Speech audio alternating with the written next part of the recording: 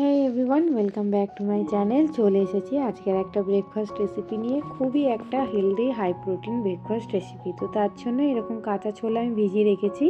কাঁচা ছোলাটা প্রায় আমার অনেকক্ষণ ভিজিয়েছে, প্রায় দেখো অঙ্কুরও বেরিয়ে গেছে।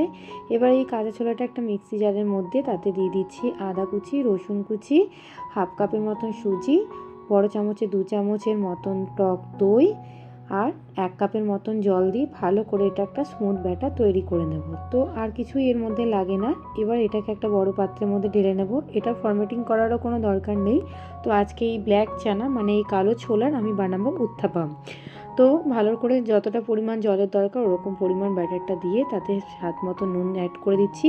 ব্যাটারটা ঠিক এরকম হবে, খুব বেশি পাতলাও নয়, খুব বেশি ঘন নয়, মাঝামাঝি। এবার দিয়ে দিচ্ছি 1 টিস্পুনের মতন বেকিং সোডা। ব্যাস, বেকিং সোডাটা দিয়ে বেশি ফেটাবার দরকার নেই। সঙ্গে সঙ্গে চলে যাবো উত্থাপমগুলো রেডি করার দিকে। তো প্যান ভালো করে গরম করে তাতে কিছুটা অয়েল ব্রাশ করে নিয়ে উত্থাপমের জন্য একটা ব্যাটার ঢেলে দিলাম।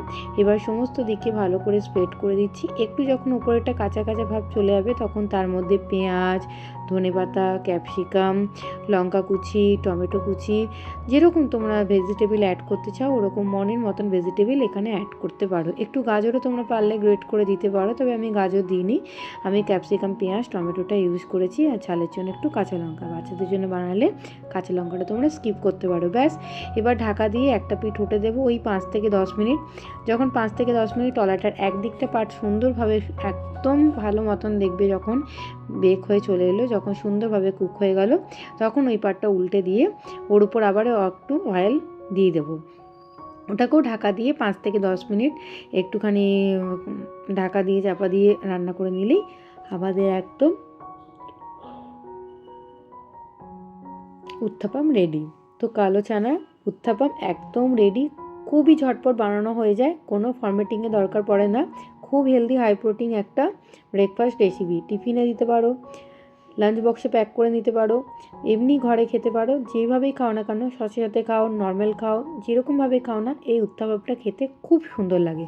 আর কিছুই লাগলো না দেখলে, শুধু কালো ছোলা যেটা আমি ভিজিয়ে রেখেছিলাম। আমি চেয়েছিলাম একটু অঙ্কুর যাতে বেরো, সেই জন্য ভিজিয়ে সেটাকে তুলে রেখে দিয়েছিলাম একদিন, পুরো গোটা একদিন, তাতে অঙ্কুর আমার ভালো মতন বেরিয়ে গেছে। তো দেখতেই পাচ্ছ কতটা সফট হয়েছে। এটা খেতে খুব সুন্দর লাগে। আর কিছু পড়েই না, আদা, রসুন, লঙ্কা কুচি দিতে চাইলে দিতেও পারো, নাও পারো। টক দই, সুজিটা একটুখানি লাগবেই। বাকি তো তুমি দেখতেই পেলে কীরকমভাবে বানালাম। তো এরকম অনেক হেলদি রেসিপি দেখতে থাকলে অনুরোধ আজই আমার চ্যানেলটাকে সাবস্ক্রাইব করে নেওয়ার। এপিটোপি সমস্ত দিয়ে দেখে দিচ্ছি, দেখো কত সুন্দরভাবে উত্তপমটা বেরিয়ে এসেছে, কোনো দিকে পুড়ে যায়নি, খুব সুন্দরভাবে জালি জালি ভাবটা এসেছে। তো আশা করছি আমার এই রেসিপিটা তোমাদের সকলকার খুব ভালো লেগেছে। তো ভালো লাগলেও অনুরোধ রইল ছোট্ট করে লাইক, কমেন্ট, শেয়ার করে দেওয়া। দেখা হবে নেক্সট আরও অনেক নানা রকম ব্রেকফাস্ট রেসিপির সাথে। তো সবাই খুব ভালো থেকো, সুস্থ থেকো, টাটা।